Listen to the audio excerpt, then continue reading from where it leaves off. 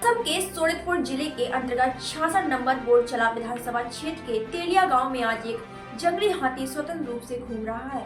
जन क्षेत्र में प्रवेश कर स्वतंत्र रूप से घूमने वाले इस हाथी को जंगल में खदेड़ने के लिए आज दोपहर 3 बजे तेलिया गांव में वन विभाग की टीम पहुंची।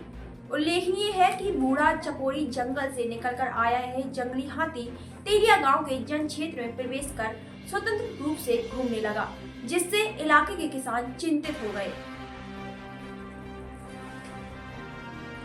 इस सूचना को प्राप्त करने के बाद पश्चिम सोनितपुर वन विभाग के तहत तेजपुर सदर वन कार्यालय की टीम और ढेकियाजुली क्षेत्रीय वन कार्यालय के कर्मी मौके पर पहुंचे और हाथी की गतिविधियों की निगरानी कर रहे हैं। तेजपुर सदर वन कार्यालय के उपवन संरक्षक उत्पल बरुआ और ढेकियाजुली क्षेत्रीय वन कार्यालय के वन अधिकारी नेत्र ज्योति ज्ञान तेलिया गाँव में मौजूद है और सुनिश्चित कर रहे हैं कि हाथी किसी को नुकसान न पहुँचाए। इसके अलावा तेलिया गांव में अस्वतंत्र रूप से घूम रहे जंगल हाथी के कुछ शारीरिक रूप से अस्वस्थ होने की संभावना वन अधिकारियों ने जताई है। इस संबंध में उच्च अधिकारियों को सूचना भी दी जा चुकी है कि यह जानकारी वन अधिकारी उत्पल बरुआ ने दी। मुक्त विचरण কৰিছে কি ক'ব এই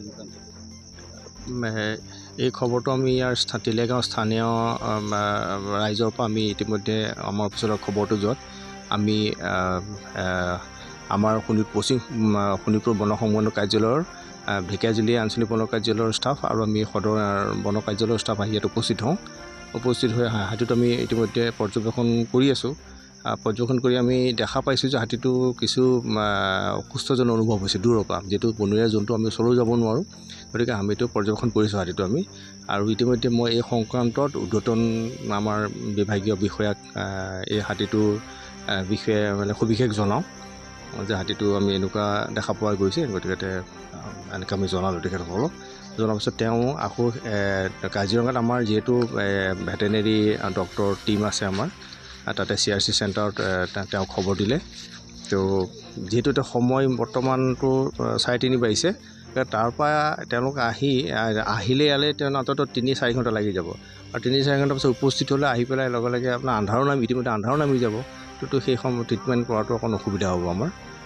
সেইকাৰণে আমি ভাবিছোঁ অহাকালি পুৱা হাতীটো আমি যি খবৰ পাওঁ আমি আহি পেলাই পুনৰ আকৌ তেনেকৈ ট্ৰিটমেণ্ট তেওঁলোকক খবৰ দিম, তেওঁলোকে আহি আকৌ ট্ৰিটমেণ্ট ব্যৱস্থা ল'ব আৰু তেনেকুৱা বুলি ভাবিছোঁ।